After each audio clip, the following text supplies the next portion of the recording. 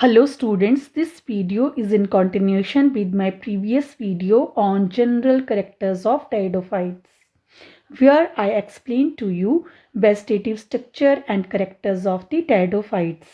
And in this video, I am going to share with you reproduction in pteridophytes. Students, reproduction in pteridophytes takes place by means of spores, which are produced inside the sporangia, and sporangia are present or developed on the specialized leaves called sporophylls, meant for reproduction. And these leaves are known as microsporophyll when they produce microsporangium, and they are known as megasporophyll when they produce megasporangium. Students, the development of the sporangium may be leptosporangiate. That is, development takes place from a single cell, or it may be eusporangiate type. That is, development from a group of cells. Students, microsporangium and megasporangium then produce microspore or megaspore, which then develop into male gametophyte or female gametophyte in the form of prothallus. And then male gametophyte develop or produce anthrazoid, while female gametophyte develop into archegonium that produce egg. Anthrazoid and egg fertilize with each other to form zygote, and zygote will form embryo which develop into main sporophytic plant body of pteridophytes. As I explained to you in my previous video, that main plant body of pteridophytes is sporophyte. Students, let's know in detail eusporangiate type of sporangium development. In this type of sporangium develop from group of superficial cells. These cells divide periclinally into primary wall layers and inner primary sporogenous cells. The outer wall layers form the wall of sporangium, while inner sporangious cell divide meiotically and form spores. Students, as main plant body is sporophytic in nature, so meiosis occur in the sporogenous tissue to form haploid spores. This can be seen in this image. You can see in first image, few cells behave as a sporangial initial. They divide by periclinal division to form outer wall layers and inner sporogenous cells. Sporogenous cells then will form sporogenous tissue, which undergo meiotic division and finally will produce spore tetrad, which are haploid in nature. So students, this is eusporangiate type of sporangium development, where development takes place from group of superficial cells. Next is leptosporangiate type of sporangium development. Students, this type of sporangium arises from a single superficial cell. It divides transversely to form an outer and inner cells, as you can see in first and second image. While the inner cell form the stalk, the entire sporangium develops from the outer cells. That's why we call leptosporangiate type of development takes place from a single cell, that is outer cell. This outer cell divide by 3 successive periclinal divisions, and in this way a tetrahedral apical cell is formed, as you can see in image C. It divides by further periclinal division to form the outer jacket cell and inner primary sporogenous cells, as you can see in image E. Jacket cell forms the single layered sporangial walls, while primary sporogenous cells divide into tapetal initial and sporogenous tissues.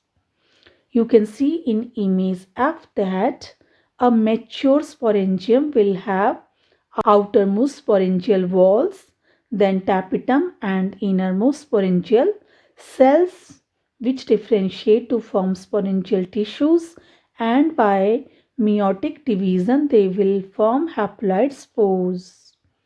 So this is the development of leptosporangiate type of sporangium. And in this type of sporangium development takes place from single cell. Students, let's differentiate both eusporangiate and leptosporangiate type of sporangium development. In eusporangiate types, sporangium is massive in nature, while in leptosporangiate type, sporangium is small. Eusporangiate type sporangium is formed from many initial, while in leptosporangiate type, sporangium is formed from single initial. Sporogenous tissue is derived from the inner daughter cell in eusporangiate type, while in leptosporangiate type, sporogenous tissue is derived from the outer daughter cell.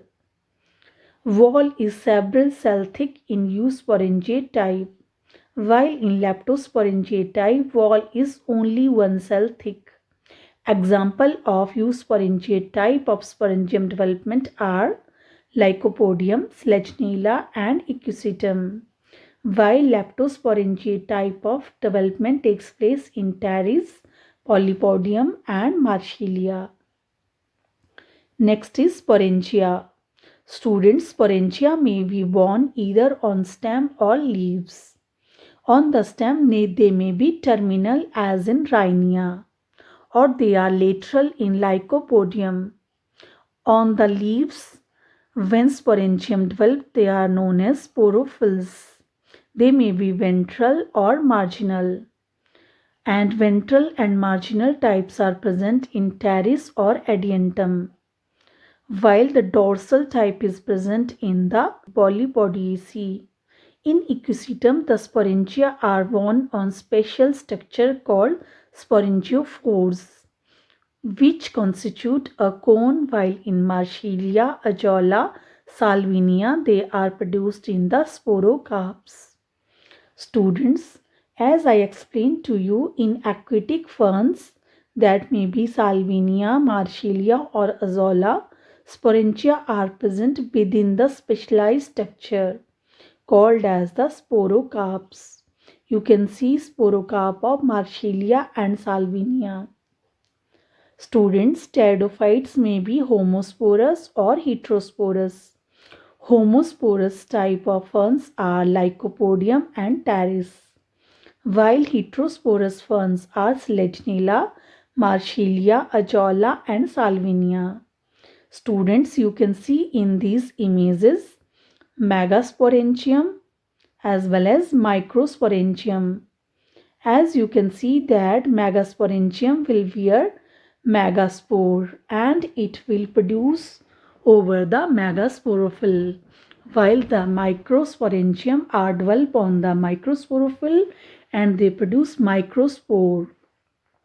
So these images are of heterosporous fern, that is Slegionella. Students, in competitive exams, homosporous and heterosporous ferns are asked. Students, spore germination give rise to multicellular gametophytic bodies called prothalli.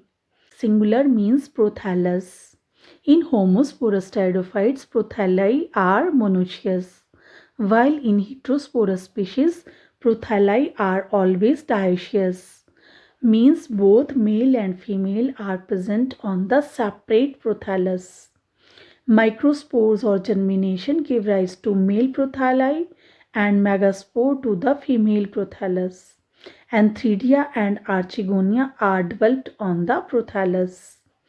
Antheridium is surrounded by a single layered sterile jacket.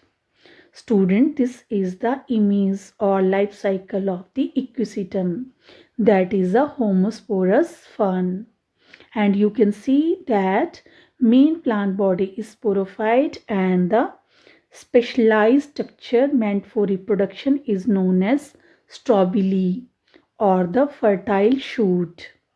This strobili then bears sporangiophores which will produce sporangium. As Equisetum is homosporous, so the sporangium will produce similar spores by the meiotic divisions. These spores will then form the prothallus, and this prothallus bear Anthridium and Archegonium. Anthridium then will form sperm, or the Archegonium will form egg. Both sperm and egg fuse with each other, and after fertilization they will form zygote. Zygote then will develop into sporophyte, and then sporophytic plant body is the main plant body of the ecosystem. Students, Archegonium consists of 4 vertical rows of neck cells, as you can see in this image. And these neck cells will bear 1 to 2 neck canal cells, ventral canal cell and egg. So you can see here neck, neck canal cell, ventral canal cell, venter and egg. Anthrazoids are unicellular or biflagellate in Selaginella, while they are multiflagellate in the ecosystem and are motile. Students, anthrazoids are attracted toward the neck of the Archegonium chemotactically because neck canal cell and ventral canal cell they degenerate and secrete mucilase, and anthrazoids are get attracted to the mucilase which contain malic acid. Then they penetrate through the neck or neck canal cell and fuse with the egg. So you can see in this image, this green structure is prothallus. It wears Anthridium just near to the notch and Archegonium at the bottom. Students, water is essential for fertilization. So the type of fertilization in pteridophyte is of zoodogamous type. Means sperm or anthrazoid need water to swim and reach female gametophyte. Fertilization results in the formation of zygote or oospore, which ultimately develop into well-developed sporophyte. As you can see in this image, it is life cycle of Selaginella, that is a heterosporous fern. And you can see that main plant body, that is sporophytic in nature, produce sporogenous cone or strobili, which will produce microspore or megaspore inside the microsporangium and megasporangium. And the leaf which are responsible to produce microsporangium and megasporangium are known as microsporophyll and megasporophyll. Students, spores which are haploid in nature will develop or form male gametophyte and female gametophyte. Male gametophyte will produce anthridium, while female gametophyte will produce egg. Both of these fertilize in presence of water and will form zygote, and which develop into embryo or main plant body, that is sporophytic in nature. Next is alternation of generation. Students, you know very well that when gametophytic and sporophytic stages of life cycle alternate with each other, that is known as alternation of generation. And pteridophytic plant bodies show heteromorphic alteration of generation. Means both gametophytic and sporophytic plant body are different morphologically. Main plant body is sporophytic and it forms a dominant phase in the life cycle. And you can see this in both homosporous and heterosporous type of ferns. In homosporous fern, main plant body, as it is sporophytic in nature, it produces spore by meiosis, and these spores will develop into male or female gametophyte. And you can see in this image that main phase is sporophytic in nature, while gametophytic phase is short as compared to sporophytic phase. But here spores are of similar type. So gametophytic generation is represented by formation of prothallus, that is monoecious in nature, while in heterosporous type of life cycle or alternation of generation, you can see that sporophytic generation, which is main phase of life cycle, will produce two type of spores, that is microspore and megaspore. And They produce dioecious type of gametophytic generation, where both male and female gametophyte are represented by different plant body called as prothallus. Gametophytic generation will then produce egg or anthazoid, which fuse and will form sporophytic main plant body. So that is all about alternation of generation in homosporous and heterosporous ferns. Students, that's all about the reproductive structure of pteridophytes. I hope you understood this topic. Thank you for listening.